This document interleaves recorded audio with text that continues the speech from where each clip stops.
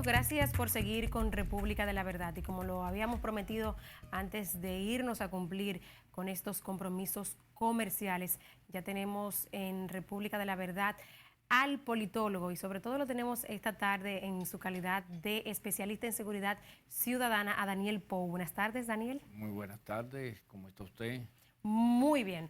Daniel, sobre todo en su calidad de especialista en seguridad ciudadana, porque funge en este momento como asesor del Ministerio de Interior y Policía, específicamente en el plan Mi País Seguro. Y bueno, empecemos por ahí, a propósito de que veíamos hace un momentito el asesinato de este joven en el sector de Los Girasoles, en la provincia de Santo Domingo, ¿no? En Los Alcarrizos, prácticamente. Y bueno, que aunque hasta ahora no se sepa que es un hecho de delincuencia común, pero pone a la gente alerta. Eso junto a estadísticas que han surgido recientemente sobre la percepción en materia de seguridad ciudadana. ¿Cuál es el panorama que tenemos? Así es. Mire, uno de los elementos preocupantes en República Dominicana, que desde hace un tiempo se ha convertido en una característica que hace más complejo el panorama de la violencia en República Dominicana, es que en nuestro país se da una situación muy particular. La mayoría de los homicidios, cuando usted hace así y segrega la tasa de homicidios, ¿qué homicidios se producen por el delito y qué homicidios se producen por la violencia? Violencia social, violencia sistémica, violencia estructural, como usted prefiera llamarle. Yo prefiero llamarle violencia sistémica. ¿Por qué violencia sistémica? Porque está entronizada en la cultura de la gente. ¿Del dominicano? Sí. De un país de gente agresiva nos hemos convertido en un país violento. Vaya. O sea, hemos pasado de las vías verbales a las vías de hecho. Y esto trae como consecuencia que dentro de la región tengamos una particularidad con respecto a los demás países. Cuando usted toma la tasa de homicidios, la segrega, nos encontramos con la gran sorpresa que el 66% de los homicidios que se producen en República Dominicana se producen por la conflictividad social e incluso por la violencia doméstica. No necesariamente por hechos de delincuencia. No por hechos de delincuencia. El 65%. Mira, yo tengo una secuencia de estudios Vaya. de 20 años donde del 2005 hasta ahora esa proporción ha ido disminuyendo, siendo favorable para la violencia sistémica o violencia social. Ahí tenemos dentro de la tasa de homicidios, tenemos, si en esa proporción, la tasa de homicidio tiene un 9.9, 10.11 de feminicidios. O sea, eso es preocupante. Claro, totalmente. Eso es preocupante. Entonces, es decir, que de cada 100 homicidios que se producen, 10 son por violencia doméstica. 10 o 11. No. Eso es lo proporcional del universo de la tasa de homicidios. O sea, de cada 100 homicidios que se producen, de 9 a 10 son feminicidios. Vaya. Es preocupante. Pero lo peor de todo... Totalmente, porque sobre todo los feminicidios, uno tiene la impresión de que son muertes que pudieran evitarse. Claro. Estamos hablando de mera convivencia. Son evitables. Totalmente. Son evitables realmente. Lo que sucede está que nunca ha habido políticas dirigidas a prevenirla, que es lo peor. Entonces, se tiene una visión que no comprende, no apunta hacia la raíz del tema. Y es que somos violentos, porque entonces, cuando usted toma la tasa y disecciona, y usted dice, bueno, la tasa de homicidios hoy en día anda por 10 homicidios por cada 100.000 habitantes. Pero cuando usted toma el universo de esos 10 homicidios por cada 100.000 habitantes y lo agrupa como un universo, hace así y toma 10 u 11% feminicidios, violencia social. Tomamos homicidios por delito, entonces tenemos 30 o 32. Y el resto 66, cuando tú le sumas los feminicidios, son por conflictividad social. Violencia social. Bueno, pudiera parecer un tema de conceptualización, pero ¿cuál es la diferencia entre gente violenta, gente agresiva, que decía al principio, y un país violento? Lo que hemos pasado a hacer, según usted nos Bueno, explica. sencillamente yo digo que un país violento cuando la ciudadanía, el pueblo llano, y hasta a veces no tan llano, pierde la capacidad de dirimir sus problemas cotidianos por la vía del diálogo. La hemos perdido, Vaya. lamentablemente. Entonces, hay que recordar que en el año 2005 la tasa de homicidio llegó a ser una de las más altas del continente.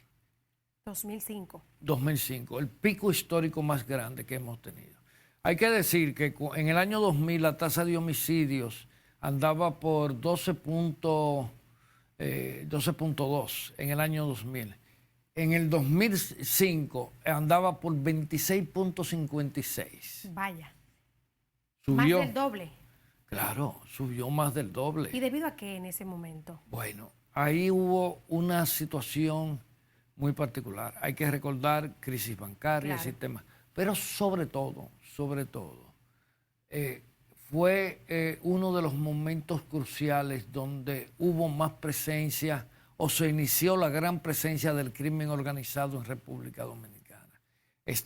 Era crimen organizado, pero estaba desorganizado. Cada grupo buscando sus espacios. Entonces había un problema concomitantemente de una delincuencia que fundamentaba sus actividades en el raterismo. Yo creo que aquí nunca se habían asesinado a tantas personas en las calles por cosas insignificantes como quitarle un celular. Sí. Eran muchachos novatos en el mundo del delito. Luego viene el crimen organizado y empieza a pacificar las calles porque necesitaba las calles más pacíficas. Y sobre todo, hay que recordar que en el 2005 se implementa el Plan de Seguridad Democrática, gobierno del doctor Leonel Fernández. Se invirtieron millones y ¿Cuántos millones, planes en seguridad? millones de pesos Caramba, ¿no? en un plan que requería un compromiso integral de todo el Estado. Pero, porque el problema de la inseguridad que produce el delito y la inseguridad que produce la violencia sistémica es un problema multifactorial. Tú tienes temas ahí de salud pública. Un tema Claro. que en República Dominicana es crítico. No, y de salud mental. Esa agresividad en el comportamiento en el social. comportamiento. Cuando la gente pierde la capacidad de comunicarse, porque entra en estados de depresión, que siente que cuando el otro lo aborda lo está agrediendo, entonces se produce una respuesta violenta. Pero no se logró nunca instalar ningún programa desde el Ministerio de Salud Pública para resolver ese tema. Estamos hablando de cuando se implementó este plan en el 2005. En el Plan de Seguridad Democrática. En la escuela, una sociedad que empieza a tener un feedback grande de efecto de demostración de violencia. Ahí empiezan a surgir los ídolos, los nuevos ídolos de la juventud, los capos de los barrios, que con su capacidad de ejercer violencia imponían la ley. El Estado va perdiendo el territorio. Y lo más interesante es que el Plan de Seguridad Democrática, que se concentró en Sánchez Payá, en La Cañita, Gualey, hizo que el delito se dispersara en todos los grandes centros urbanos. Y como me dijo un delincuente que yo entrevisté en una labor de investigación, me dijo, ahí es que nos dimos cuenta los débiles que eran ustedes. Vaya. ¿Usted participó en ese plan también? No. Porque yo nunca estuve de acuerdo con ¿Y cuando él dijo ustedes, a quién se refería? Se refería a la gente que no pertenecía a su grupo social. De acuerdo, muy bien. O sea, y me dijo, nosotros teníamos pacto con la policía. Vaya. Y el jefe de la policía del momento viene y rompe los pactos y quiere ejercer su ley sin tener el apoyo de nosotros y nosotros le torcimos el pulso. Qué barbaridad. Entonces, con ese plan se llega hasta el 2012 y de 26.56 homicidios por cada 100.000 habitantes, en 7 años se logra bajar 2 puntos a 24.2. Increíble. Ahí viene el gobierno de Danilo Medina, Pero en ese interín del 2010 al 2012, el delito cambia las modalidades. Ya se apoderan de los barrios, los puntos de venta de droga, una actividad económica sumamente rentable. Empieza a integrar a esos muchachos pistoleros violentos de la calle al negocio de los puntos de droga, y los que no se integraban al negocio de los puntos de droga o se pacificaban, ellos sabían qué hacer con ellos. ¿Usted me comprende? Sí, sí, esos años uno puede recordar perfectamente muchísimos hechos de enfrentamientos entre bandas y esos asesinatos que se produjeron. Bueno, pues sencillamente se instalaron en los barrios señores de horca y cuchillo.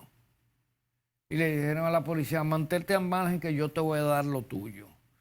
Te voy a sacar tu mesada para que tú no me molestes aquí, que aquí yo voy a pacificar esto. Vaya. Porque yo necesito tener los barrios tranquilos para que mi negocio prospere. Presten atención a esto, señores. Este es todo un recuento, ¿no?, del análisis que usted mismo dice que tiene de la última, pero que yo no me de las últimas 2 décadas, ¿no? Sí, pero que yo no me lo inventé en mi casa. En los territorios. Yo hice trabajo en los territorios. De hecho, yo tenía un proyecto que no consiguió patrocinio de nadie porque nadie quería que se evidenciara lo que estaba sucediendo. Y cómo la policía se estaba convirtiendo en un eslabón del delito. Para que entendamos cómo hemos llegado hasta ahí. Ahí hemos llegado, correcto. Entonces, eso indiscutiblemente, la economía sumergida del microtráfico y el narcotráfico tuvo una inversión muy grande. 2012. Para seguir como con este relato. Bueno, a partir sobre todo del 2010, tuvo una inversión muy grande. ¿Qué hicieron ellos? Empezaron a implementar políticas sociales, asistencialismo. La viejita hay que llevarla al médico, llévatela, comprarle los medicamentos. Se hicieron líderes en sus comunidades. Correcto. Queridísimos. Y desplazaron al Estado, que los planes sociales no llegaban a esos lugares. El ejemplo de Pablo Escobar. Correcto. Hay muchísima gente que lo cita y uno sabe en esos barrios, ¿no?, cómo lo emulan y cómo han querido, ¿no?, extrapolar esa situación y convertirse en esos líderes comunitarios. Pero esta narrativa es bueno ponerle atención, porque cuando un país llega a una situación, ha habido un trayecto rico de experiencias y de hechos que mucha gente no lo toma en cuenta porque cree que es un remedio del pasado. Pero ahí es que están las claves de cómo desarmar el delito en República Dominicana, cómo desarticularlo. De dónde procede, ¿no? Claro. Claro. Y el delito que tenemos del 2000, que se acrecienta, sobre todo en los 4 años del gobierno del presidente Hipólito Mejía, que se acrecienta, y todos sabemos qué pasó ahí, la gran presencia de individuos vinculados al narcotráfico en República Dominicana y las ejecuciones que se dieron en espacios públicos de individuos vinculados al narcotráfico. Pero ¿qué sucede? Que cuando llega el 2010, de hecho, eso me llevó a sostener una agria discusión con un presidente de la Dirección Nacional de Control de Drogas, cuando dije: compraron Tucano, pero es que ya no va a ser por la vía aérea. Bendito. Ahora va a ser por la vía marítima.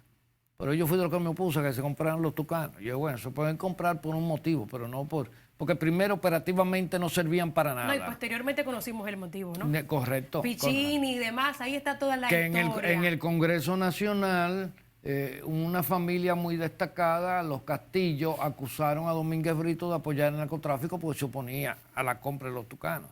Señores, pero bueno, y el tiempo posteriormente lo demostró. Podemos recordar el general Pichini y todos los demás que estuvieron involucrados en la compra, la recomendación. Pero que a final de cuentas también fue una estafa. Ahí habían aviones que eran aviones reparados y el país lo compró como nuevos. Vaya. Luego Guatemala firma un contrato con Embraer para comprar Tucano a precio menor que República Dominicana, y luego Guatemala denuncia el contrato en la Corte Internacional y rescinde con Embraer. Era más barato que lo de aquí. No, es que es increíble, Daniel. Mire, el presidente dijo en su discurso el domingo que nosotros hemos sido pioneros en muchos temas en materia de salud.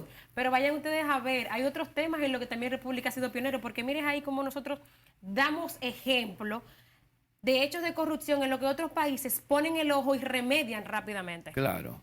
En Guatemala, que es un país desacreditado por la corrupción, pero Guatemala hizo así y le dijo: la Corte Internacional un arbitraje internacional dijo, bueno, pero tú tienes que indemnizar a Embraer porque lo pusiste a fabricar los aviones. Y Guatemala prefirió perder el dinero, indemnizar a Embraer. Totalmente. Daniel, esta conversación se pone muy buena en este punto, viéndonos esos años 2008 hasta el 12 y cómo consecuentemente siguió la delincuencia hasta este momento. Una aclaración. Embraer es la empresa fabricante de los Tucanos, sí, que luego fue multada en Estados Unidos por hacer negocios ilícitos y especulativos en contra de los principios de ética de comercio de los Estados Unidos. Vamos a decirle a la gente qué es lo que ha pasado en la última década, desde el 2012 hasta el 2022, para encontrarnos en el punto en que estamos ahora. Pero eso será tras la pausa. Ustedes, amigos, no se despeguen de República de la Verdad.